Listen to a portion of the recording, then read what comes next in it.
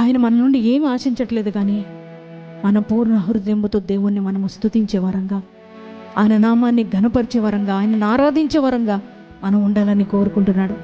అందుకే ఆయన మన హృదయంలో నివాసం చేస్తున్నాడు. Praise the lord.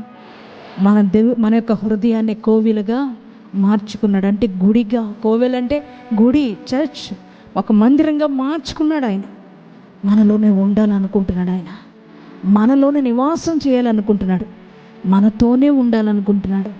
రే దైవజనమా, ఆయన ప్రేమను గుర్తెరిగి ఈ రోజున ఆయన కొరకు మరి జీవిస్తావా?